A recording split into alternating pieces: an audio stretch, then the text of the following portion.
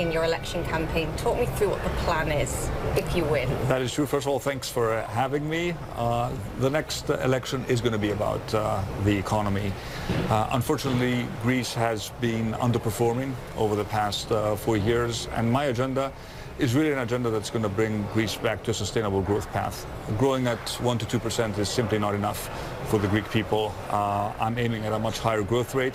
But this can only happen if we can stimulate some serious investment. And this in its turn needs a different tax regime, a more friendly environment towards attracting investment, and a stable government that is going to make growth its #1 priority. This is what I aim to do.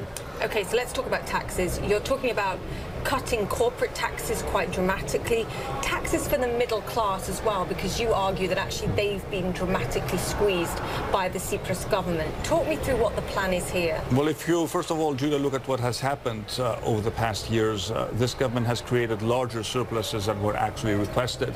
The reason why this has happened is because the government systematically and very consciously overtaxed the middle class. So we simply want to reverse some of these tax hikes, and my #1 priority is going to be to cut corporate taxation.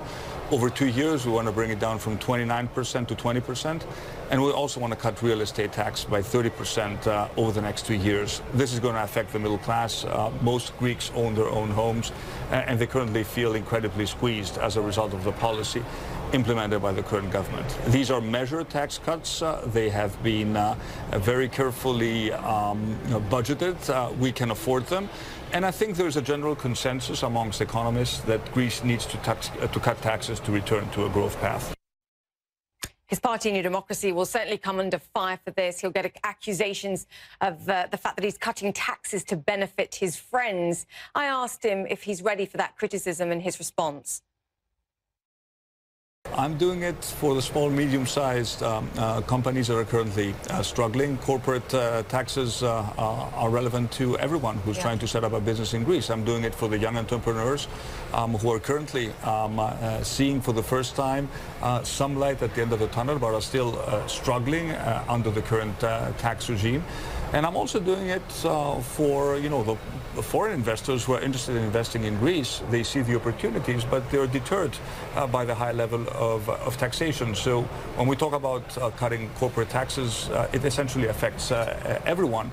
And of course, cutting real estate taxes also affects everyone. So the case I'm trying to make is that the growth I envision for Greece is very much an inclusive growth. We cannot sort of return back to the times where growth only benefited the few sort of connected business people, and that is why I'm offering Greek business a very honest deal. I tell them, look, I want to cut your taxes and I want to improve the regulatory environment, but I expect you to take care of your employees, to be socially responsible, to return some of your corporate deposits to Greece the day after, to strengthen the banking system.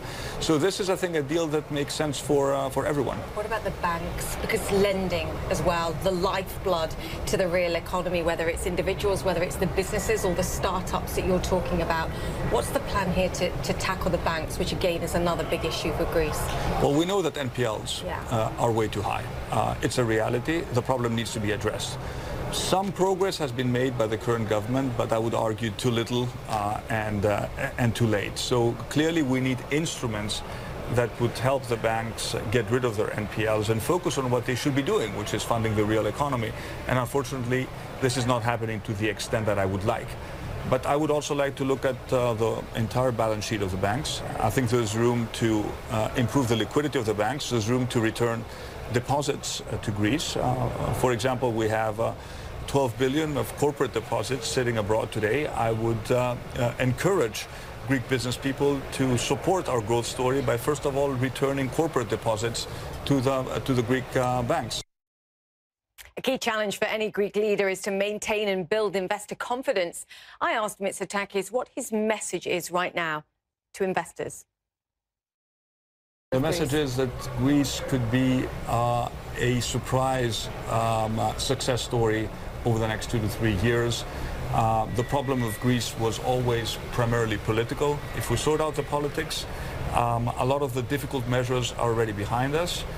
A lot of the structural reforms that we need to implement, we know how to do them and how to deliver real growth. And we also know how to attract foreign capital to Greece, and I'm sure we can do that. And you know, in 2 to 3 years, I want to for people to look back at this and say, I'm glad I bought the story, or I'm sorry I missed the opportunity, because I think Greece is going to be a pleasant surprise story after the next elections. So trust you and trust Greece? Yes. I think there is reason why one can trust Greece in this particular time, and we're going to deliver on what we say. Right now he's leading double digits in the polls.